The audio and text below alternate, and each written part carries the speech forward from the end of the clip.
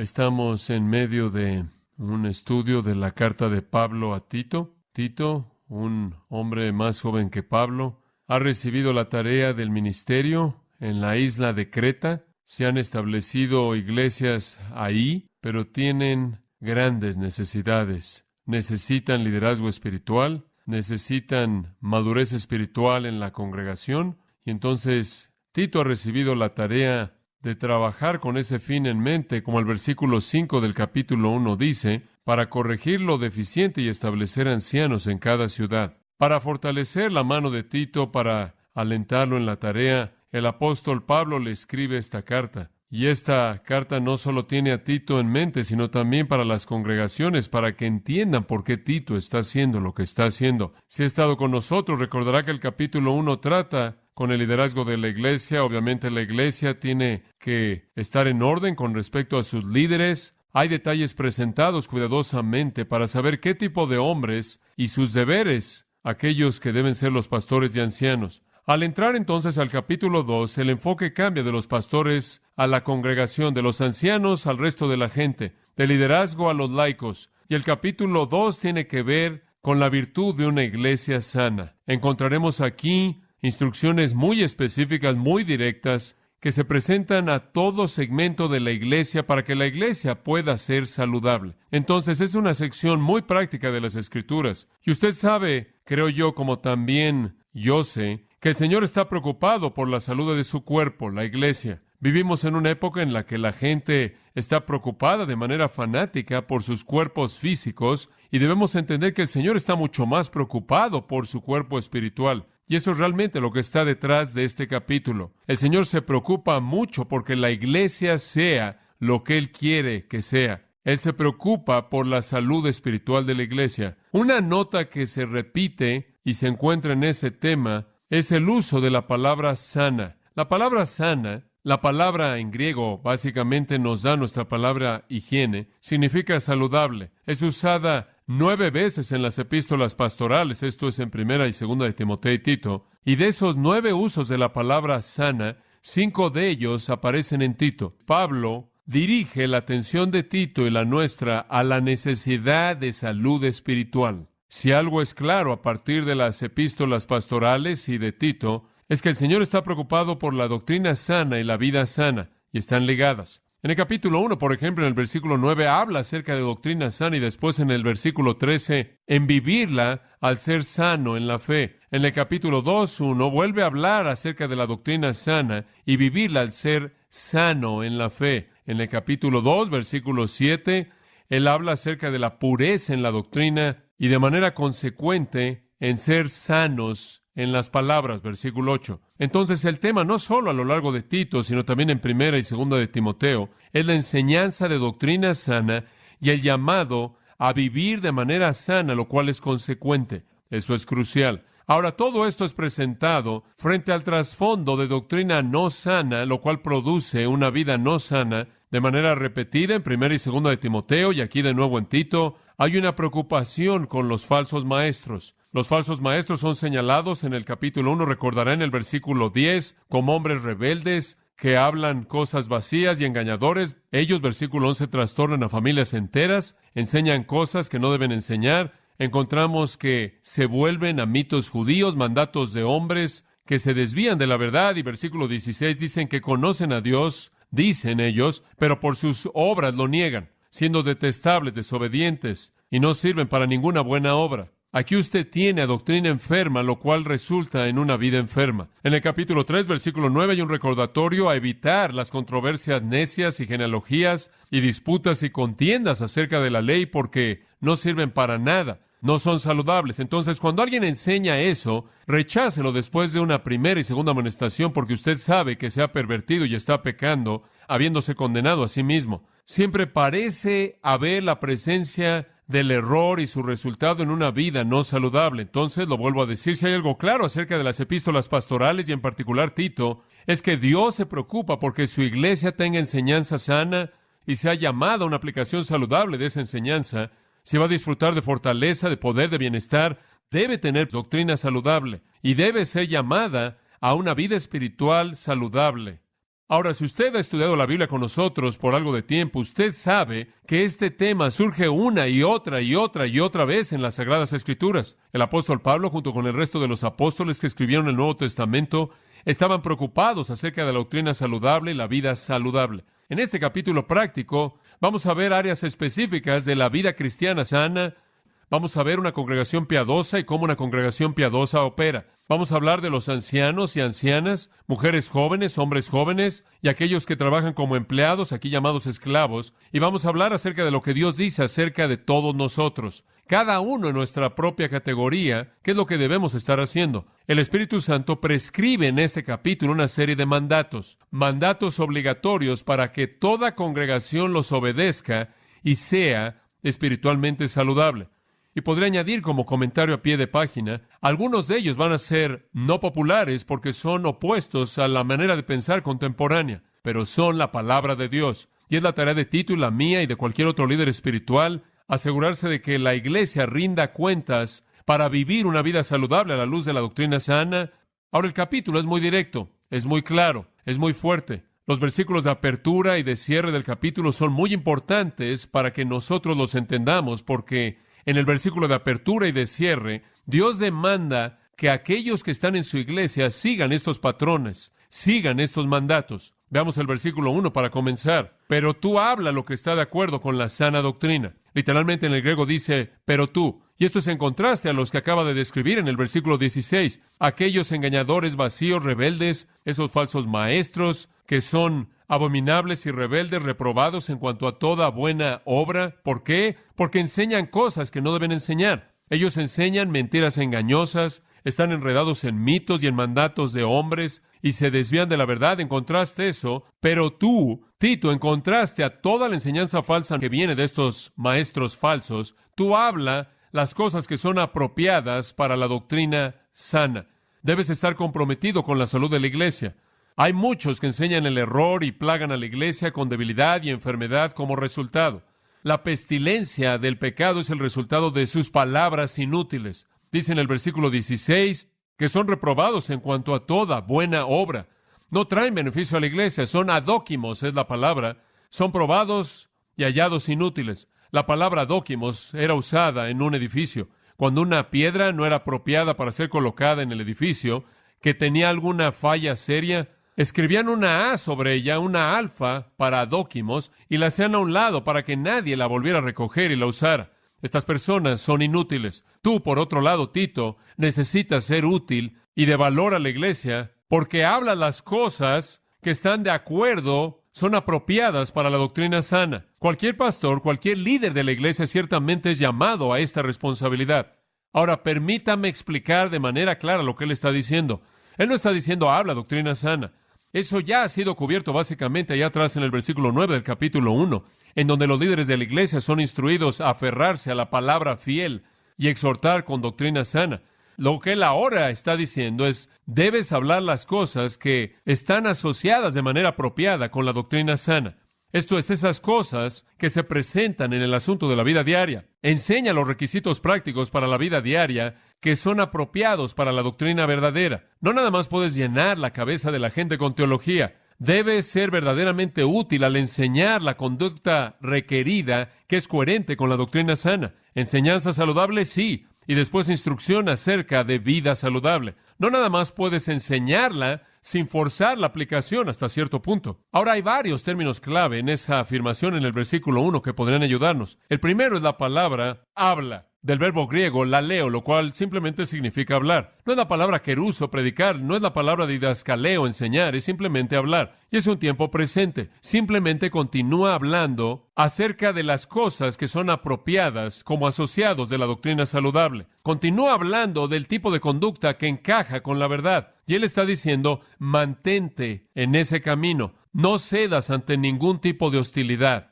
No te intimides, no lo suavices, no te desvíes sin importar qué resistencia puedas sentir. Así como le dijo a Timoteo en el capítulo previo, ahí en 2 Timoteo 4. Porque vendrá tiempo cuando no sufrirán, no tolerarán la sana doctrina. Van a querer que sus oídos sean rascados con las cosas que van de acuerdo con su propia imaginación. pero continúa predicando, redarguye, reprende y exhorta, y hazlo de manera paciente, y hazlo con instrucción cuidadosa. Obviamente va a haber resistencia a estos llamados para una vida santa, pero no debes hacer algo diferente. Continúa hablando de estas cosas. Y la idea aquí, como dije, no es tanto la predicación y no es tanto enseñar en la función formal, como lo es en la conversación normal de la vida. Ahora está hablando usted de labor pastoral. Claro que hay un componente de eso en la predicación y la enseñanza, pero se reduce al púlpito, ayuda a la gente a ver la verdad cara a cara, ayúdalas a aplicarla a sus vidas.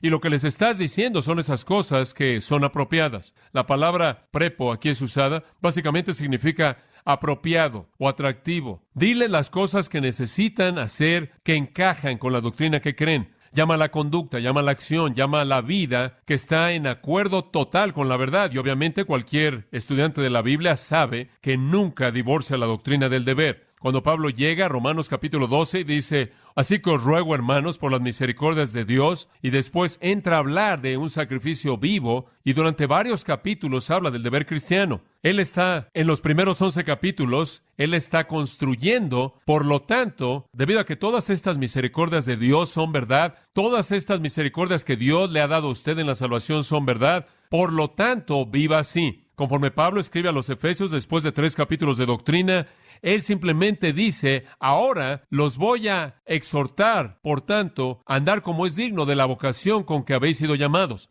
Ese es el llamado. Así es como viven.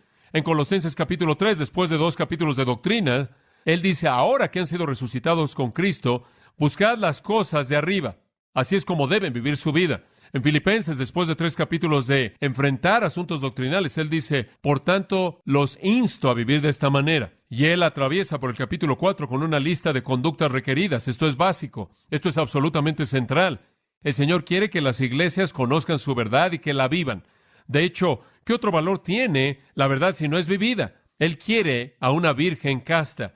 Él quiere a una novia pura. Él quiere una iglesia santa. De hecho, en 1 Pedro 1:16 es simplemente claro qué tan santos debemos ser. Sed santos porque yo soy santo. Sed santos en toda vuestra manera de vivir, así como aquel que os llamó es santo. Quiero que sean tan santos como yo soy. Entonces la vida santa es apropiada, la vida santa es algo apto, la vida santa es inseparable de la doctrina sana.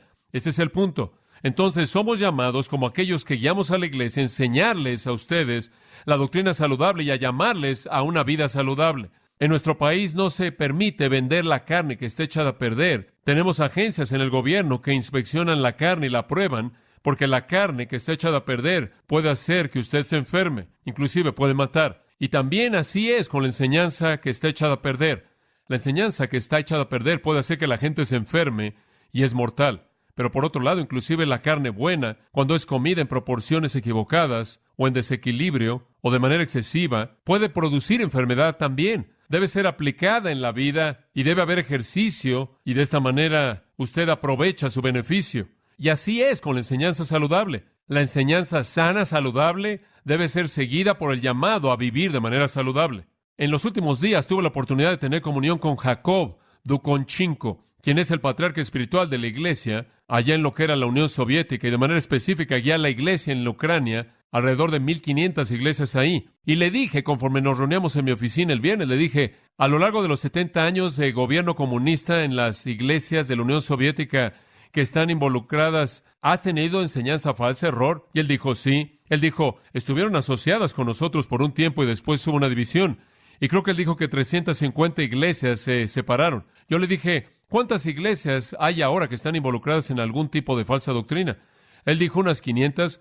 Y yo le dije, ¿cómo comenzó esto? Él dijo, bueno, hubo un hombre, no vas a querer oír esto, quien vino de Estados Unidos en los 1920s y comenzó a enseñar doctrina falsa, y en esos primeros años tratamos de enfrentarla y continuamos enfrentándola, pero finalmente hubo una división y ahora hay unas 500 iglesias. Usted entiende, ¿no es cierto?, que el error es una enfermedad contagiosa. Es muy difícil de quitar. Algunas veces piensa que está enfrentando con un virus del SIDA espiritual. Simplemente no puedo encontrar nada con qué eliminarlo. La enseñanza sana, por lo tanto, es la prioridad, pero debe ser seguida con un llamado a la vida sana. Y eso es lo que el versículo 1 está diciendo. Continuamente, en toda conversación, todo el tiempo, debes estar llamando a tu congregación al tipo de vida santa que es apropiado para la verdad. Y la implicación del versículo es que los maestros de la verdad que llaman a su congregación a la vida santa deben ser agresivos e incansables. Digo, los falsos maestros así son. Y deben mantener cierto dogmatismo bíblico, cierto tono demandante fuerte que debe acompañar a sus mandatos. Y entonces la instrucción que va a venir en este segundo capítulo es presentado en una luz muy fuerte por el versículo 1. Es obligatorio para nosotros. Después ve el versículo 15. Observe cómo cierra el capítulo.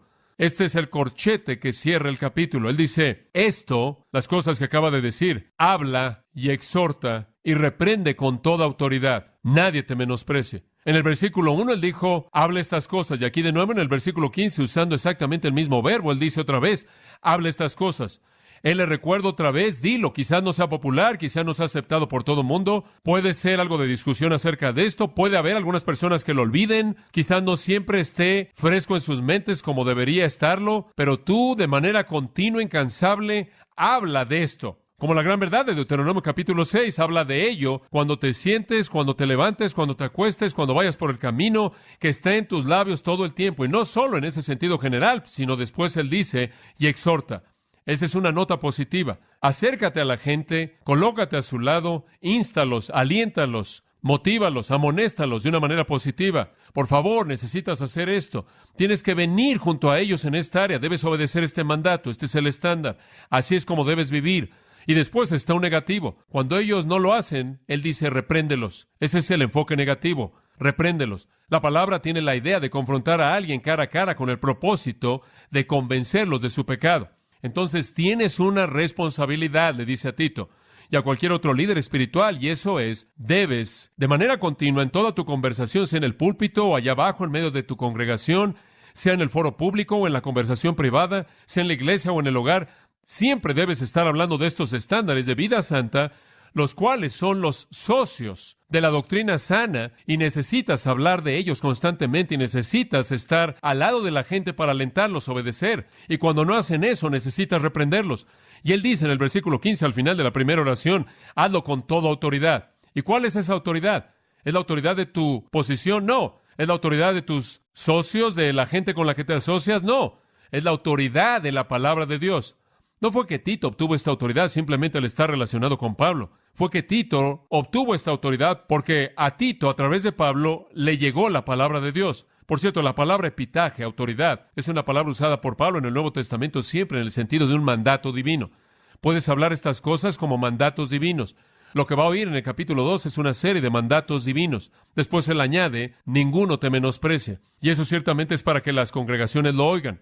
Más vale que no menosprecien lo que Tito está diciendo. Las Escrituras no son un libro de sugerencias, no es un libro de principios opcionales, es un libro de mandatos. Las Escrituras en el Salmo 19:8 son llamadas el mandamiento de Jehová. En Mateo 7, Marcos 1 y Lucas 4 se registra que cuando ellos oyeron a Jesús hablar, dijeron, Él habla como uno que tiene autoridad. En Mateo 28, 19 y 20, Él dijo, id por todo el mundo y haced discípulos, bautizándolos y enseñándoles que guarden todas las cosas que os he mandado, y aquí yo estoy con vosotros todos los días. Entonces, esa pequeña advertencia al final, nadie te menosprecie, realmente es una advertencia a cualquier persona que pueda decidir que van a tratar de resistir lo que Tito manda con la autoridad de las Escrituras. Él está diciendo, Tito, no retrocedas. Él le dijo a Timoteo esencialmente lo mismo, que nadie, ninguno tenga en poco tu juventud. No dejas que nadie luche contigo por lo que dices debido al hecho de que eres joven. Continúa siendo un ejemplo y estas cosas le dijo a Timoteo. Manda y enseña. Sé fiel, no retrocedas. La palabra menosprecie es una palabra algo curiosa en el griego. Es una de esas palabras compuestas en donde usted tiene una preposición que se coloca frente a la palabra. Foroneo es el verbo. Básicamente significa pensar. Tiene que ver con el cerebro. Perifroneo, peri, usamos la palabra perímetro, significa la circunferencia, la parte de afuera de algo. Y la palabra pensar alrededor de algo simplemente es la palabra usada aquí para menospreciar. Literalmente darte la vuelta. Tratar de justificar lo que dices. Tratar de darte excusas. No dejes que nadie haga eso. No dejes que nadie evada estos mandatos. Algunos de estos mandatos son bastante directos. Como las ancianas no deben ser chismosas, las jóvenes deben guardar la casa, los jóvenes deben ser sensatos. Es difícil para un joven ser sensato. Quieren ser frívolos. Todo este tipo de mandatos. La gente va a decir, bueno, esto y aquello. Bueno, no entiendes. No dejes que te den la vuelta. No dejes que adopten una actitud evasiva, justificando o racionalizando. De hecho, él quizás les pudo haber recordado de las palabras de Jesús en esa afirmación profunda en Lucas capítulo 10, versículo 16, en donde Jesús dice lo que yo creo que es una afirmación simplemente poderosa. El que los escucha a ustedes, me escucha a mí. El que los rechaza, me rechaza a mí. El que me rechaza a mí, me rechaza al que me envió. ¿Qué significa eso? Jesús está diciendo, si los escuchan a ustedes, mis apóstoles, entonces están escuchándome a mí. Si los rechazan a ustedes, están rechazándome a mí. Si me rechazan a mí, están rechazando al Padre que me envió. El punto es este. Cuando alguien habla en nombre de Dios, cuando alguien habla la verdad de Dios, la palabra de Dios, y usted rechaza a Dios. No dejes que hagan eso. Entonces, nuestro Señor quiere una iglesia saludable, una iglesia a quien se le enseña doctrina saludable y es llamada a conducta espiritual saludable, y Él le da a Tito y a otros pastores y líderes en la iglesia la autoridad de seguir hablando, inclusive de exhortar y reprender, si es necesario, de hacerlo de manera coherente con la autoridad de las Escrituras y no ser menospreciados. Él quiere una iglesia pura, Él quiere una virgen casta, Él quiere una novia santa sin mancha. ¿Qué entonces hace que una iglesia sea saludable? Vida santa, el fruto de doctrina saludable. No puedo enfatizar esto lo suficiente porque hay tantas alternativas que se ofrecen en la actualidad al edificar una iglesia. Lo que el Señor quiere no tiene nada que ver con el tamaño de una iglesia. Lo que Él quiere tiene que ver con la virtud de una iglesia. Lo he dicho a lo largo de los años, mi trabajo es concentrarme en la profundidad espiritual de la iglesia y dejar que Dios se encargue de su amplitud. El tamaño no me importa, la virtud sí. Y lo que hace que una iglesia sea saludable no es cuántos programas tiene o cuánto dinero tiene o qué tan grande es. Lo que hace que una iglesia sea saludable es la virtud santa. Y sin embargo, es raro que inclusive se ha sugerido eso en la actualidad en el área del crecimiento de la iglesia. Y entonces es simplemente tan importante entender que el Señor está preocupado por la calidad de una iglesia, no por su tamaño. El tamaño está ligado en su propio propósito soberano. Y el tamaño, voy a dar un paso más hacia adelante y decir que está directamente relacionado con la virtud de la misma. Continuamente se nos dice que si queremos edificar la iglesia, tenemos que inventar una técnica, una estrategia, ser inteligentes en términos de mercadotecnia, etcétera, etcétera, etcétera. Eso no le preocupa al Señor. Lo que le preocupa al Señor es la virtud de la iglesia, la piedad. Ahora, antes de que veamos de manera específica el flujo del capítulo y los mandatos específicos que están aquí, hay otro elemento clave que debe ser reconocido en este capítulo y le da a usted el sentimiento de este capítulo de manera poderosa. Los mandamientos que son dados aquí, los estándares para la conducta que se presentan aquí son demandados. Y es verdad que si usted los obedece y yo los obedezco, vamos a ser bendecidos. Pero eso nunca es señalado en el capítulo. Eso es simplemente un punto que se da por sentado. Sabemos eso. Sabemos que la obediencia trae bendición. Ciertamente vimos eso en el Salmo que leímos esta mañana, el Salmo 18. El punto aquí no es el efecto de nuestra santidad en nosotros. El punto aquí es el efecto de nuestra santidad en otros. Ese es el punto. Por todo lo que la virtud hace para mí, el punto aquí contundente, motivador, es lo que hace para alguien más. La obediencia a los requisitos en este capítulo son esenciales, Pablo señala, no solo por su propia causa, lo cual es un punto que se da por sentado para usted, para que usted entonces pueda conocer la bendición y el gozo de la vida cristiana, sino porque tiene un efecto tan poderoso en otros. Ahora, eso es afirmado en 3 cláusulas de propósito en el capítulo. Una está en el versículo 5, la segunda está en el versículo 8, y la tercera está en el versículo 10, y son potentes. Veamos el versículo 5. Todo este asunto de la conducta al final del versículo 5 es para qué o con el propósito de que la palabra de Dios no sea deshonrada, no sea blasfemada. Eso es todo. El primer punto de motivación aquí es la honra de la palabra de Dios. Allá atrás, en 1 Timoteo 5:14, las viudas más jóvenes son instruidas a volverse a casar y tener hijos y guardar la casa. ¿Por qué?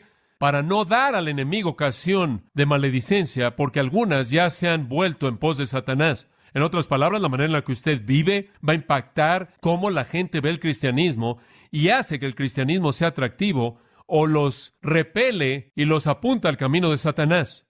La palabra de Dios, dice él, no debe ser deshonrada. Eso es lo que la vida santa produce. La palabra aquí realmente es la palabra para que no sea blasfemada al final del versículo 5, menospreciada, rechazada, tratada como una mentira, objeto de burla, ignorada. En otras palabras, la manera en la que usted vive va a determinar de manera directa cómo la gente ve la palabra de Dios. Es sorprendente. Una esposa cristiana que no es lo que debe ser, un joven cristiano que no es lo que debe ser, un anciano cristiano que no es lo que debe ser, una anciana cristiana que no es lo que ella debe ser, va a dar ocasión para que la gente blasfeme la palabra de Dios. Como puede ver, el mundo no nos juzga por nuestra teología. El mundo nos juzga por nuestra conducta, ¿verdad? Y ellos juzgan la validez de las Escrituras por nuestra conducta. Ellos juzgan si las Escrituras realmente son verdad y son poderosas y transforman la vida por el hecho de que si realmente cambian nuestras vidas. Me acuerdo a Sam Erickson contándome que hace unos años atrás él había invitado a un abogado, estaba trabajando para un despacho de abogados en Los Ángeles. Él invitó a un abogado a que viniera a la iglesia y él dijo, queremos que vengas porque nuestra iglesia enseña la Biblia y tenemos un pastor que enseña la Biblia y creo que te va a gustar.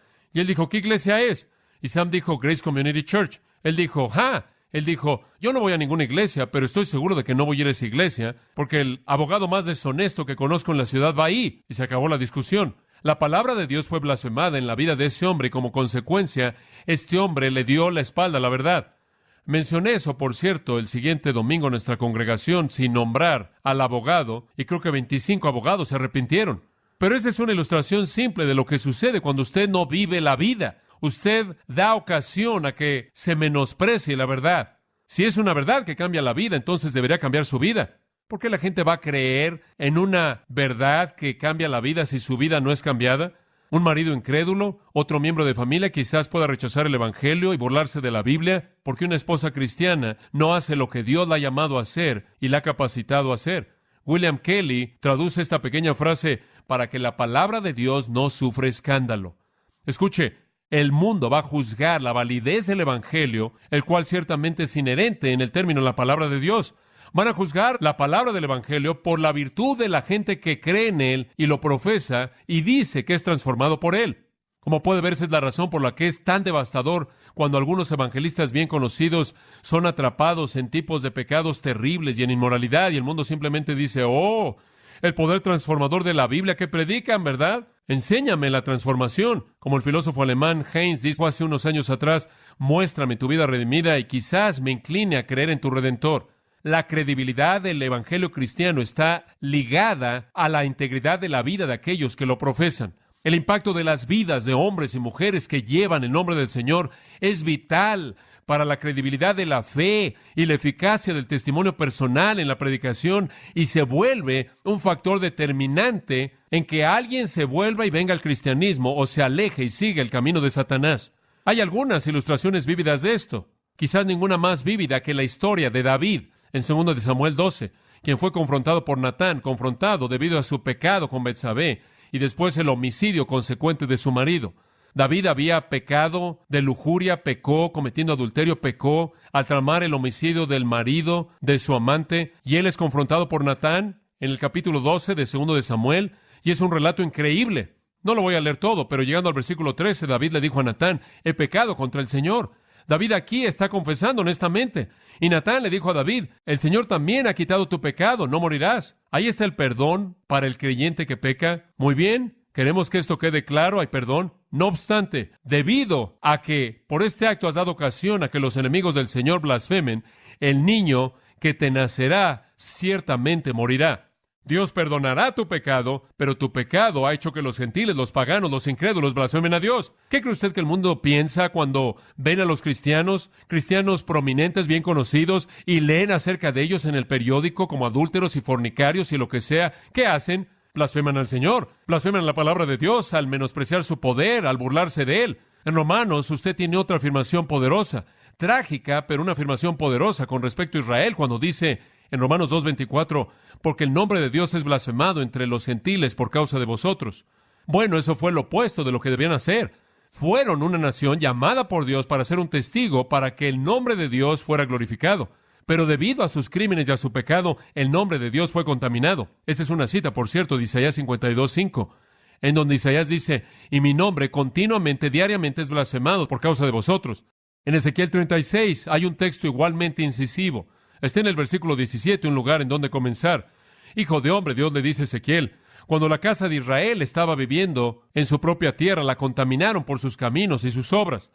Su camino delante de mí fue como la inmundicia de una mujer en su impureza o en su periodo. Por tanto, derramé mi ira en contra de ellos por la sangre que habían derramado sobre la tierra, porque la habían contaminado con sus ídolos, y los esparcí entre las naciones, y fueron dispersos en las tierras. Según sus caminos y sus obras los juzgué. Cuando llegaron a las naciones a donde fueron, profanaron mi nombre santo, porque fue dicho de ellos, este es el pueblo de Jehová. ¿Entiende lo que está pasando? Fue lo suficientemente malo cuando fueron malos en la tierra, pero cuando fueron esparcidos por todos lados, contaminaron el nombre de Dios por la manera en la que se condujeron, y el comentario de las naciones fue, miren, este es el pueblo del Señor, y pueden ver qué tipo de Dios es, o es inmoral o impotente, o Él no hace nada acerca de esto, no puede, su nombre fue deshonrado. Debido a los pecados de Israel, sus crímenes fueron atribuidos a la influencia o la impotencia de su deidad, su Dios, de tal manera que los paganos estaban viendo a Dios con perspectivas blasfemas. Como puede ver, esa es la razón por la que Jesús dijo, así brille vuestra luz delante de los hombres, para que vean vuestras buenas obras y glorifiquen a vuestro Padre que está en los cielos. Mateo 5:16. Esa es la razón por la que Pablo escribió en 2 Corintios 3, 2 y 3. Ustedes son nuestra epístola, nuestra carta acerca de Cristo, conocida y leída por todos los hombres. Ustedes son el evangelio que ven. Ustedes son los que hacen que la palabra de Dios sea creíble o increíble. Entonces, cuando Pablo le dice a Tito, estos son los estándares, los ancianos deben vivir así, las ancianas deben vivir así, las mujeres jóvenes así, los hombres jóvenes así, y todos los que trabajan así. Esta es la razón, porque si no viven vidas santas, entonces la palabra de Dios será objeto de burla o menosprecio o deshonra, y eso constituye una forma de blasfemia. ¿Puede ver cuánto está en juego en la manera en la que usted vive? No es que solo es para su beneficio. Tenemos que el cristianismo vaya más allá de eso, porque estamos ahí en este momento. ¿Qué es lo que el cristianismo puede hacer por mí? Y la pregunta es, ¿qué es lo que su tipo de cristianismo puede hacer para el resto de la gente? Ese es el punto. Ahora quiero que observe el versículo 8. Allá hay una segunda cláusula de propósito que nos da el corazón de lo que Pablo está diciendo. El versículo 8 hacia el final, para que el adversario sea avergonzado. La palabra griega literalmente significa sonrojarse porque está tan apenado, no teniendo nada que decir acerca de nosotros. Ahí está el punto de nuevo. El punto es, mire, están examinándonos y queremos vivir de tal manera que esos adversarios de la fe se sonrojen por mera vergüenza porque simplemente no hay crítica. ¿No cree usted que a los oponentes, a los adversarios del cristianismo les encanta cuando los cristianos escandalizan la fe? ¿No les encanta tomar una revista y un periódico y leer acerca de la fornicación y el adulterio y la irresponsabilidad fiscal y el robo y todo el engaño que se lleva a cabo en los farsantes del cristianismo y todo el pecado y la iniquidad en el liderazgo? Claro que sí. Y le voy a decir algo más. A la gente en su pequeño mundo, aquellos que niegan al Señor, que no conocen a Cristo, que en este punto no han llegado a la fe en Él, a ellos le encantaría ver que usted fracasara de manera significativa para que simplemente pudieran justificar su incredulidad. Ellos no quieren ver que Dios transforme la vida de usted y después que usted los reprenda, pero eso es exactamente lo que usted debe hacer. Usted debe hacer que se sientan avergonzados. Usted debe hacer que se sientan sonrojados cuando lo critican porque no pueden encontrar qué criticar. Are we safe? Did anyone see you? No. Why are we meeting so far from the city? You think it would be wise for this meeting to be overheard by anyone? Are you sure you weren't followed? Not unless whatever's following has wings. We don't have much time. Daniel being put over us, if we allow it to stand, means our demise. Once he is in charge, he'll be looking into everything we do. Perhaps we should eliminate him. How? A hunting accident, He doesn't hunt. a sudden illness, or a drowning. Who would believe it? Maybe we can ensnare him. How? There is no corruption in him, nor any negligence. He is as diligent as he is skillful. There must be some way. He claims he's so effective because 3 times a day his heart inclines to the city of God. There's a spirit of excellence in him. In every test he has proven faithful. No one is that honest. On the contrary, I had a man try to bribe him once, and a very generous bribe at that. He would have no part of it. Such a man is dangerous. How long before he learns that we've been generous with ourselves and covered the thefts with false accounts? We'll never be able to find any basis for charges against him unless it has something to do with that God of his. That invisible God of his. No altars, no shrines, no idols. Como puede ver, el punto aquí es evangelismo. Y de nuevo, lo vuelvo a decir simplemente para colocarlo en un contexto, la estrategia apropiada para evangelizar no es metodológica, no es algún tipo de estrategia, no es algún tipo de técnica de mercadotecnia. La manera en la que alcanzamos al mundo es mediante virtud, santidad, piedad, pureza de vida, que hace que nuestra fe sea creíble, que hace que la palabra de Dios sea creíble. Pedro, viendo el mismo punto, escribió palabras que son apropiadas para el mismo pensamiento. 1 Pedro 2:11, amados, yo os exhorto como extranjeros y peregrinos que os abstengáis de los deseos carnales. No se enreden en ellos. ¿Por qué? Mantengan su conducta excelente entre los gentiles, para que en aquello que los calumnian como malhechores, puedan, en base a sus buenas obras que ellos ven, glorifiquen a Dios en el día de la visitación. ¿Sabe lo que eso significa? ¿Cómo puede usted glorificar a Dios en el día de la visitación? El día de la visitación es el momento en el que Él visita, cuando Él viene. ¿Cómo puede usted glorificar a Dios en ese día? Al recibirlo. Usted solo puede recibirlo si ha llegado a conocerlo. Eso es exactamente lo que Pedro está diciendo. Que vean su vida, y mientras que por un lado vienen a criticar, que su conducta sea tan excelente que su crítica se convierta en curiosidad, y su curiosidad se convierta en conversión, y ahí se encuentren con el Señor cuando Él venga. Usted lleva a la gente a la credibilidad del cristianismo y a la conversión por la virtud de su vida. Entonces manténganse alejados de deseos carnales y que su conducta sea excelente. Entonces el punto aquí en el capítulo 2 de nuevo es la estrategia evangelística de la iglesia. Alcanzamos al mundo mediante santidad, no mediante técnica. Y después hay un tercer texto, versículo 10, una tercera cláusula de propósito al final del versículo 10, para que en todo adornen la doctrina de Dios nuestro Salvador. Eso pasa de un tono más negativo en los primeros dos a uno positivo. Primero, en el versículo 5, él dice, queremos asegurarnos de que la palabra de Dios no sea blasfemada. En segundo lugar, en el versículo 8, queremos asegurarnos de que alguien que se opone al cristianismo tenga su boca cerrada y se quede ahí en vergüenza absoluta, en pena absoluta, porque no hay nada malo que decir acerca de los cristianos. Y aquí él dice, en el lado positivo, versículo 10, queremos adornar la doctrina de Dios nuestro Salvador en toda área. Este es un punto tan poderoso. Permítame hacerle una pregunta.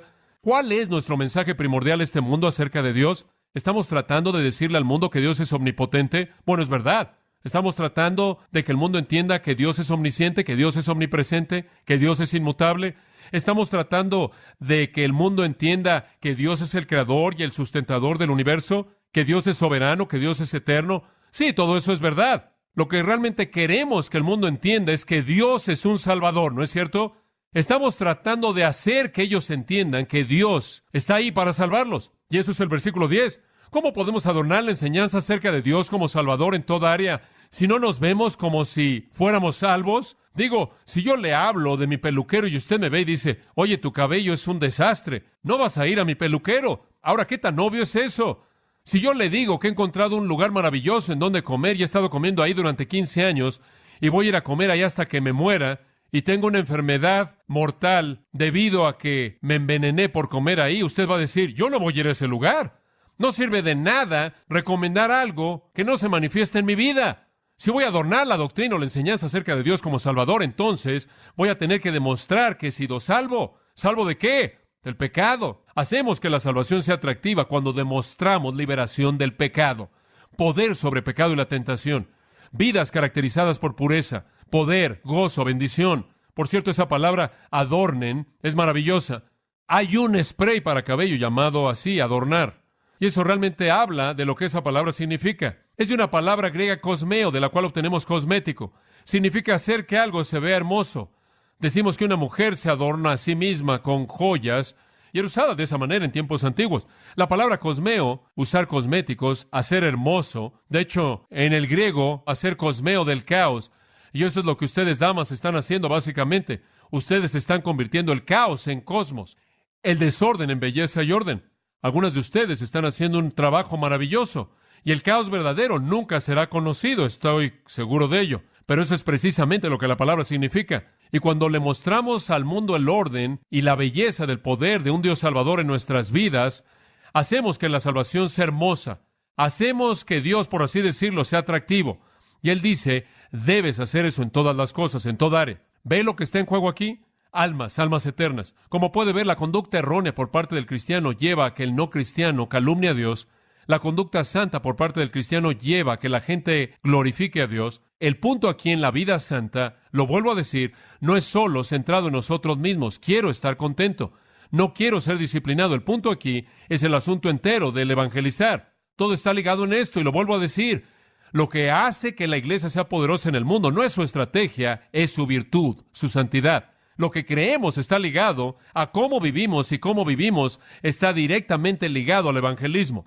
Entonces Pablo en este capítulo va a presentar algunos estándares. No son negociables, son absolutos. Él le dice a Tito, no dejes que nadie le dé la vuelta a esto. No dejes que nadie evada esto y se justifique a sí mismo. Son cosas cruciales. Sigue hablando y hazlo con autoridad. Porque ¿qué está en juego? La palabra de Dios, el poder salvador de Dios, todo eso está en juego. Y si vamos a tener un impacto en el mundo, va a ser el impacto de nuestra vida santa. Comenzando en el versículo 2, y vamos a comenzar ahí la próxima vez. Ahí vienen los mandatos. Llegan hasta el versículo 10 y después en los versículos 11 al 14, la razón para ellos. Es un capítulo poderoso y creo que Dios nos va a instruir de maneras poderosas. Mi oración es que el resultado sea que muchos vengan a conocer a Cristo debido a su vida y a su testimonio. Padre, te damos gracias en esta mañana por este tiempo, en la riqueza de tu palabra. Ahora nos sentimos como que entendemos el corazón de este capítulo y ahora estamos listos para someternos a lo que enseña. Con ese fin en mente oramos en toda vida, Señor, para que podamos adornar la enseñanza acerca de tu poder salvador, para que podamos cerrar la boca de todo crítico del cristianismo, para que podamos nunca traer menosprecio a tu palabra. Señor, tanto está en juego. Almas eternas. Ayúdanos a vivir vidas santas.